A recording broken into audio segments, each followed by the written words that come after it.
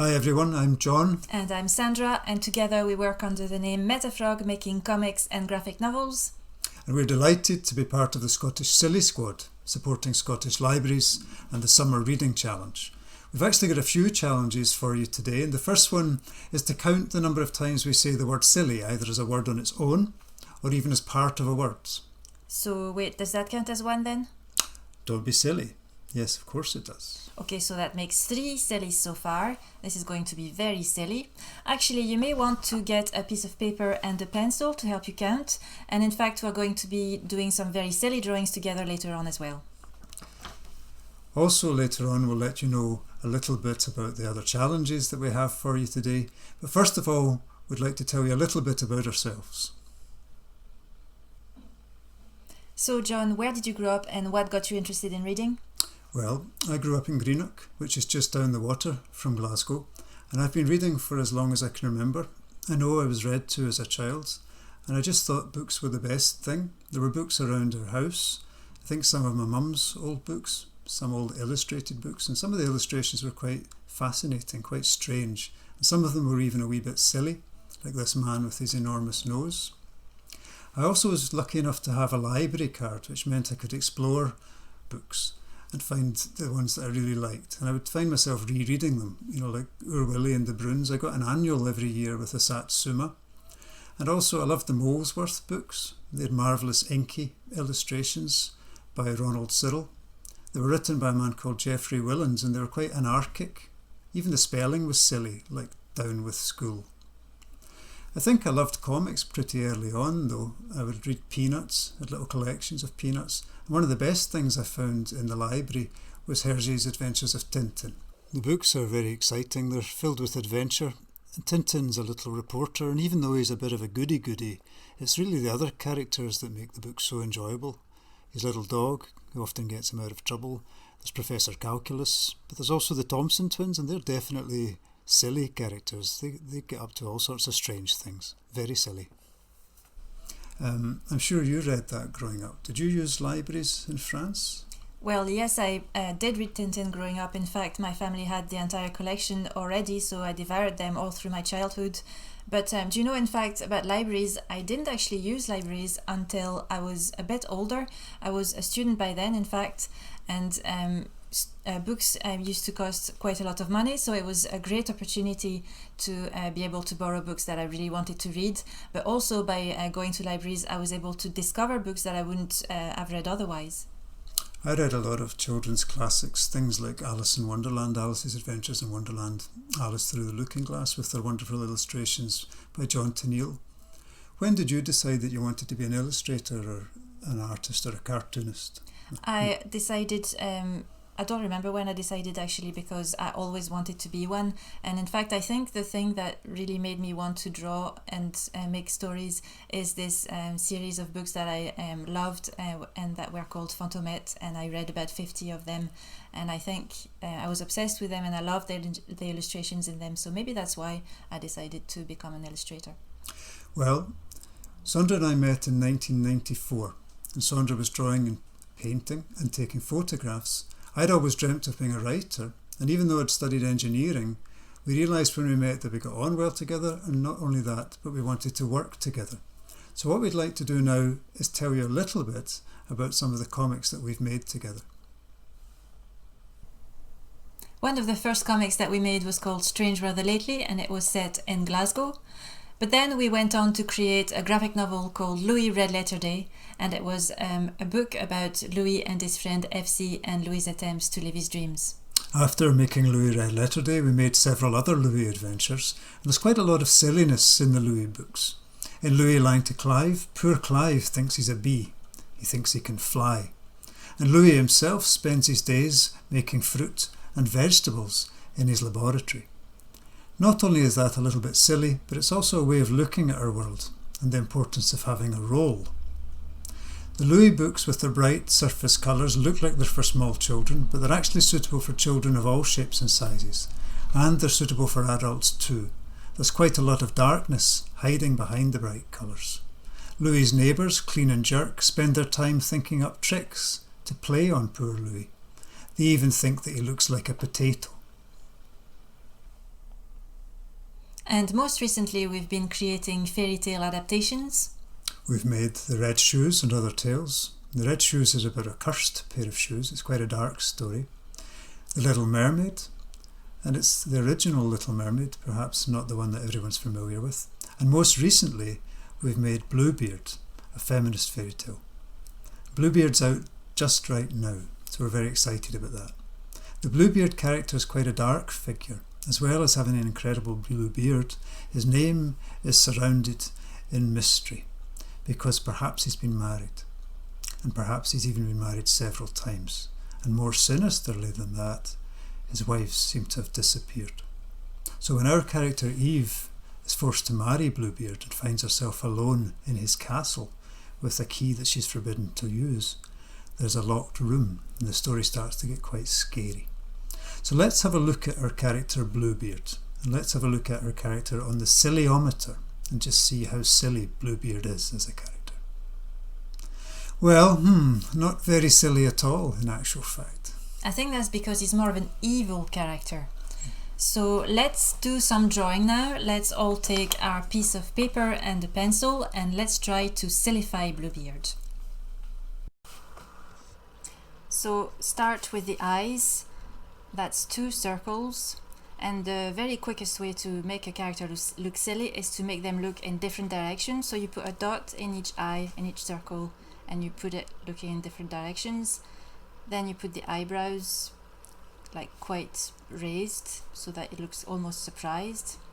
Then I do the nose, kind of pointy, and now I'm doing the mouth, and I'm gonna make him look smiling in a silly way. So it's a sort of banana with the mouth, and I put some teeth inside it, and they're kind of far apart because that makes him look sillier for some reason. So then I think I'm gonna be making the eyes a bit darker to make them come out a little more. Same with the eyebrows. Okay, then the moustache, that's a twirly moustache. So he's starting to look a bit more silly now, doesn't he? The twirly moustache was always a little bit silly, but I think it still got to be recognisable as Bluebeard. How are you going to make him recognisable? Oh, I see. It's the hat. So the hat is kind of wide, but here I'm going to make it look like a silly hat, so it's kind of a little bit, it's got a funny shape. Starting to take shape now, doesn't it? After that I'm ready to start doing the shape of the face. So this is the chin, if you like, and so this is where the hairline is going to be, and then after that I'm ready to do the hair. So we've got the shape of his face all done now, and the hair is kind of curly, so you can go wild with the curls here. Same on the other side. And don't worry if you make a mistake, if you try to draw what I'm drawing right now. It's normal to make mistakes, and it doesn't really matter. Just have fun. I'm nearly done with the hair now. Okay, so next. He's got a cape, because he's an evil character. All evil characters have capes, don't they? Now to make him look even sillier, we're gonna make him do like a funny thing with his arms and his hands. So he's basically pointing his arms up a little bit. Now the hands. Hands are actually quite difficult to draw. And here I'm not going to bother doing 5 fingers because you don't really need 5 fingers. I think a lot of cartoon characters have only got 4. I don't know if you've noticed, actually.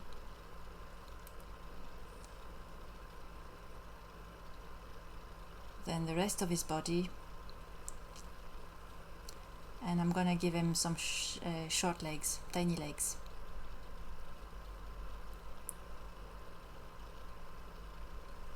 What do you think? Do you think he looks silly now? Much sillier than before, eh? He's getting sillier now. Are you thinking of maybe colouring him in? Colouring the character in? Absolutely. I'm going to do that next as soon as I've finished doing the line work.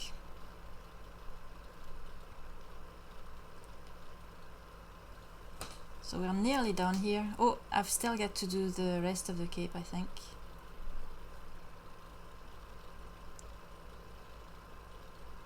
So here's the rest of the cape.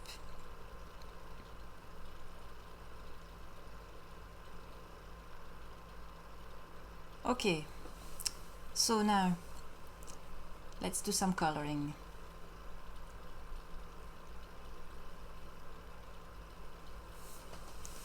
Are you going to use blue as well to keep him Bluebeard? Yes, but first of all I'm going to use my red pencil, because the red color is actually going to make the blue color stand out a lot more. So I'm going to speed that up here because otherwise it's quite boring watching somebody coloring in for ages.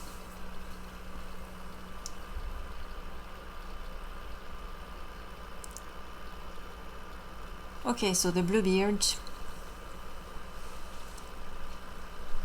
And I think I'm going to do everything else blue as well.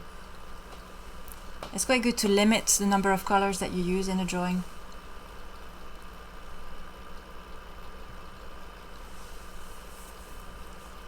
And now I'm going to put a little bit of shading to make everything come out a little bit more, give it a bit more of a 3D kind of effect. So to do that, you basically put another layer on top of the layer that you've just done, and you gently go over the sides that are a little bit more in the shadow. Makes it stand out a bit.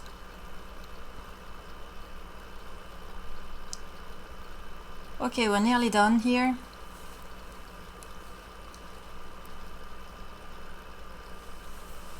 Well, that's starting to look quite silly. Excellent.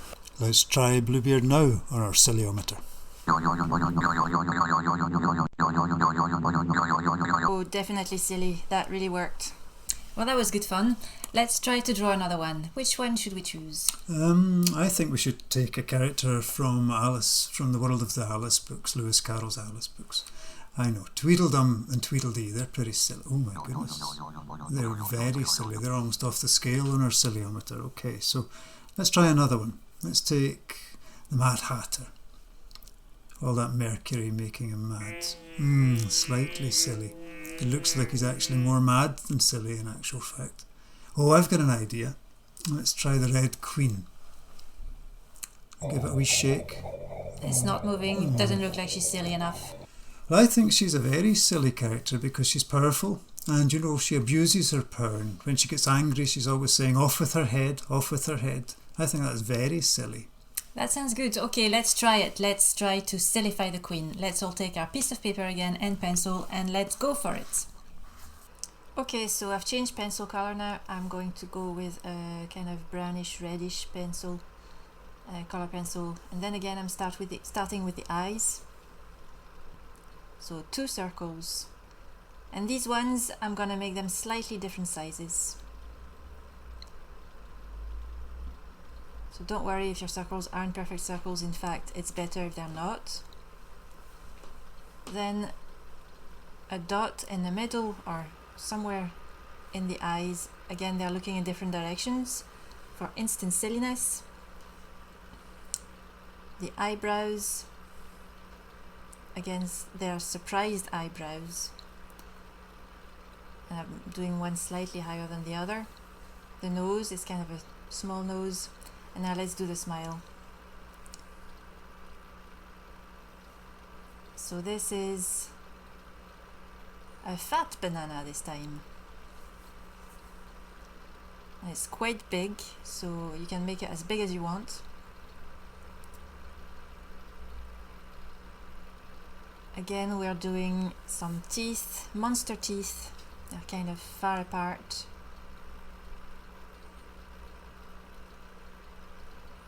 That doesn't look like a queen yet, does it? She needs something regal, something to make her look like royalty. Well, first I'm going to do the hair before I do the regal thing, which means royalty. So I like to do kind of curly hair again, so I've got the little curls in front of her ears. Okay, here's the crown. It's on top of her head.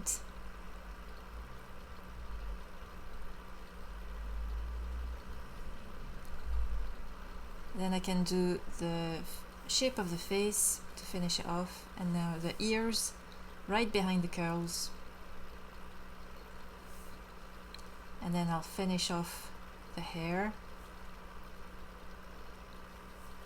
It's kind of big hair. Next, the arms again. I'm gonna do them the same as for Bluebeard because that was fun. Looks like if she's kind of jumping around a bit. First, actually, before I finish the arms, I'm gonna do her kind of medal thing, because that will help me to decide on the shape of the body. Right, that's done. So this is the waist, and now I've got the shape of the body. I can join it to the arms.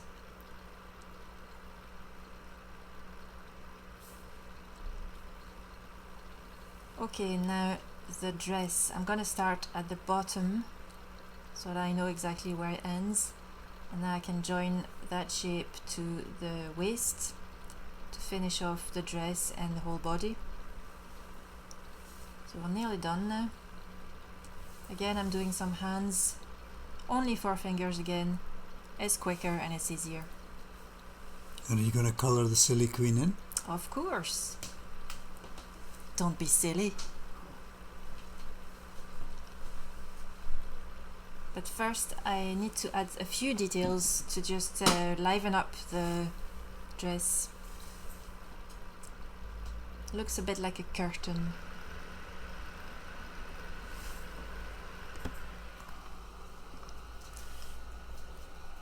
And you can do any kind of pattern that you want on the dress. In fact, you can have fun with it. You could do stars, for example.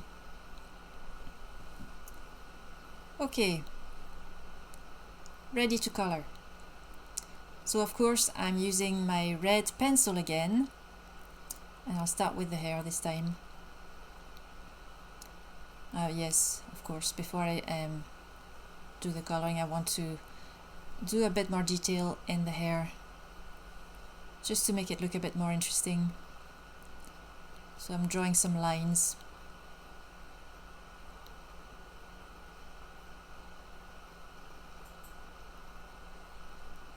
I quite like to do the hair that way, drawing lines, because it suggests the fact that it's hair quite well,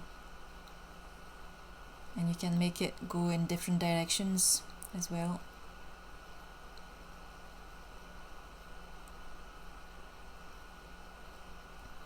Okay, nearly done. Right. Okay, so I'm gonna speed that up again so that you can see the finished drawing.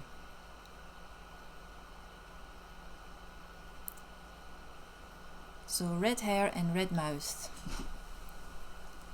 And then a red dress, of course.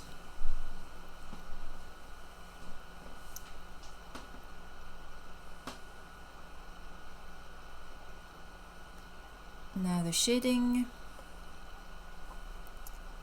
So again, you go lightly over the areas that are going to be slightly darker.